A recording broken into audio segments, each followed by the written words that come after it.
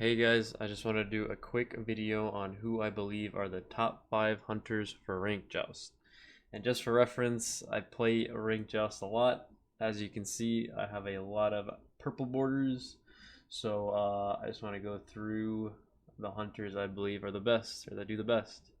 And also just, borders mean nothing in this game, but I just want to reference that and say, oh, just because you see a purple border doesn't mean they're the best on the god. It just means they play the game a lot.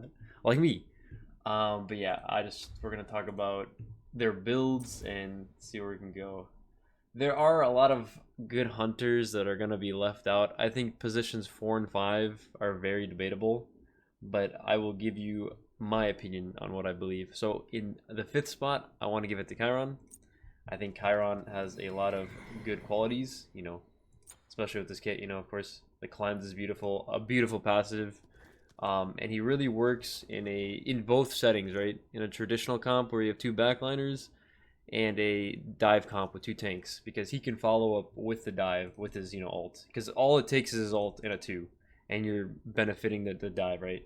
So for a Chiron build, we're gonna go ahead and do Bluestone, of course. Oh, I forgot, we have to mention this stuff too, right? The recipes. But for starters, we're gonna go Bluestone, of course. It's a must on him, definitely must. I guess I'm gonna do, yeah, okay, Bountiful Bow on him, because you don't need gooseberries on ability based hunters, as you'll see with another one that's going to be in the top 5. I wonder who it is, right? No clue. Okay, so we're gonna start the build off with Bluestone Pendant and a Transcendence. So we have those two. Now, a lot of ability based hunters would be going Fail Not, but on him we're gonna be going Jotuns, just because it's cheaper. And you're not always fighting after you ult. Like I was saying, like you're kind of using your ult to help the divers finish a kill, so you're not always autoing right after it. So after Jotuns, we're gonna go a Crusher, for sure, a Crusher here. And now this is where the item gets interesting. This item here in specific is really good on Chiron. The Vital Amplifier. It procs off of his passive, so you're constantly getting the attack speed bonus. So it's really, really good. And then a last item, last but not least, we're gonna be getting a Heartseeker. Okay. In some other hunter builds, we're gonna be selling our starter, but not in this one. In this one, we're gonna upgrade it to the Bluestone, the left Bluestone. I don't know how I do this. I don't really use this that often. Can I do this? No, I can't. But we're upgrading it to the left Bluestone. And that's pretty much Chiron. But you could do a Fail Not if you really want, if you think it's, because it is a better item, right? Fail Not is definitely better. Oh, and for the Jotuns upgrade, we're going to be doing the left side, or the purple, whatever the purple one is, okay? But yeah, that's pretty much Chiron. So yeah, OP, he's great. And now for the 4th spot, we're going to be giving it to none other than Hoi. When we talk about Hoi, I say this current Ranked Joust map is his map. He owns this map, okay? There's so many bounces and so many things you can do with Hoi. The thing with Hoi, right, I think he has a higher skill ceiling, right? Like, if you're the best of the best, this guy could arguably be like top 1. He could be the best hunter. If you know your bounces, there's so many benefits. The poke and the tank shred. Like, another beneficial thing about Hoi is how fast he can tank shred. Or shred tank, sorry. So the build with him, we're gonna be starting off tier 2 Griffinwing, which is a weird start, right? Usually you do a starter item. After that, we're gonna back and try to, oh, we're also doing golden gooseberries, my bad. So we're gonna want the golden blade, right? After we finish this item, right, we're gonna want cowl. So we're gonna cowl. Never skip cowl, guys. Sometimes I'm in my ranked games and I see people skip cowl, but it's just too much of an item. You're constantly next to teammates. There's no reason not to build this item. What you sell it late game for 433 gold, so you're only missing out on like 200 gold, but it helps you so much on early. You also want a chalice, guys. I used to not be a chalice believer. So if you, on your first back after you buy Griffinwing, if you can't afford the cowl, or even before the cowl, it's really dependent on how you play. You want to get a chalice. This is just too beneficial not to get. It's 750 health total, right? Do not miss out on getting this. So there's going to be arguments to this build, but what I like to do myself is, it also depends on their comp, right? If they're double tank or something, you want to get shred as immediate as possible. So you could go Exi here, but I think in most cases people are playing traditional. So I like going Asi here, Asi. And I'm gonna be doing a different build with a different god, but I think because of Hoi's bounces and whatnot, I think you want as much power as you can get. So after the Asi, I'm looking at getting a Dom here. I want a dominance in my build because it is another 40 power, which could, you know, if you hit that crazy ass bounce, it could really make or break a fight.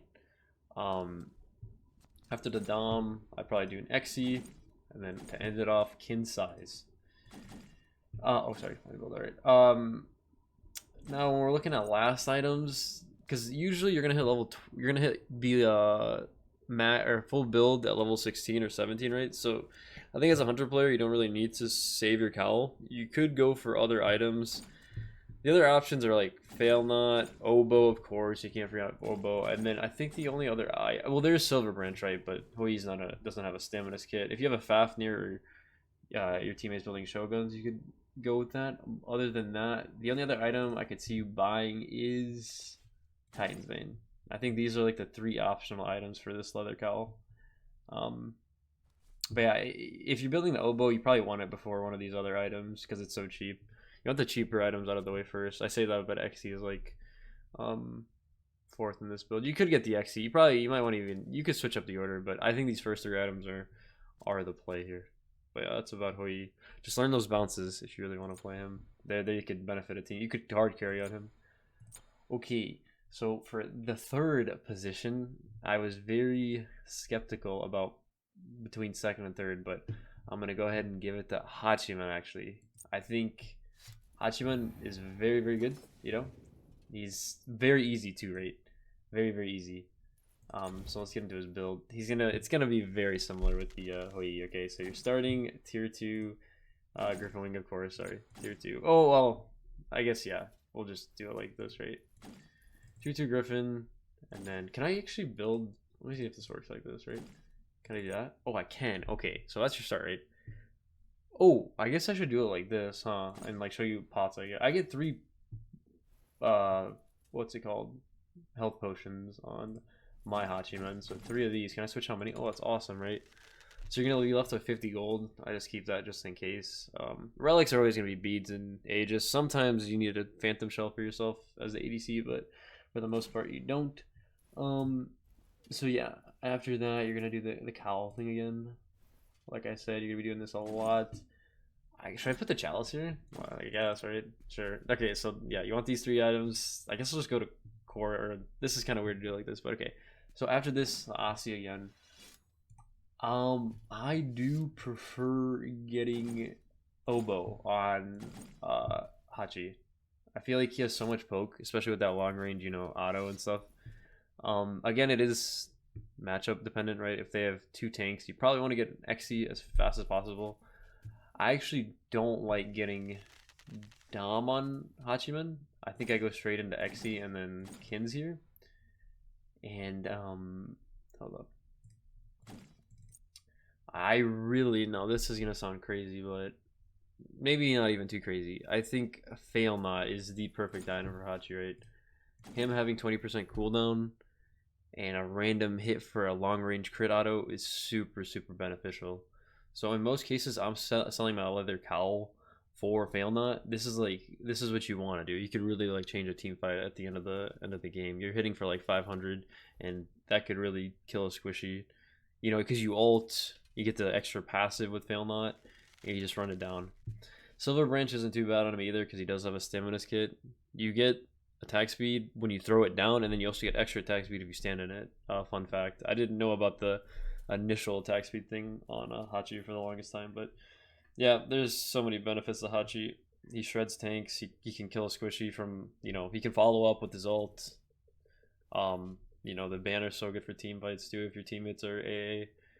It does help sometimes, believe it or not. And yeah, he shreds Bull Demon. He's like the perfect hunter, honestly. I think personally I'd have him in 2nd for my hunters, you know. I think I'm better with him than who I'm gonna be putting in 2nd place.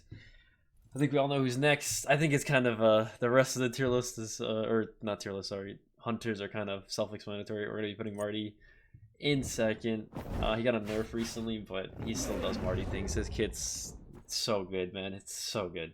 You can't go wrong with this character. Now this is going to be very similar with the other ability-based hunter build, but a little different. We're still doing these two items, and then we're going to do Transcendence, Tier 1 Transcendence as the start. But for him, we're going to be doing Soul Eater, because he heals so much, bro. He heals so much off the wave. I think everyone knows the build for Marty. I don't think I need to explain this one. This one's the build that you do in Conk, in Joust, and every game mode.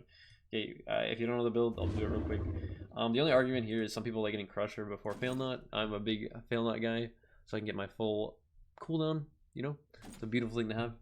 And then, yeah, the rest of the build is just Crusher and, what is it? Heartseeker, right? Very, very easy build. Upgrade left, blue stone pendant. You get a chalice, make sure you get a chalice whenever you can. Don't skip the chalice, guys. Please, I beg, I beg. But, oh, one thing I want to mention for him is you in Joust, you should try to be going beads and blank, believe it or not.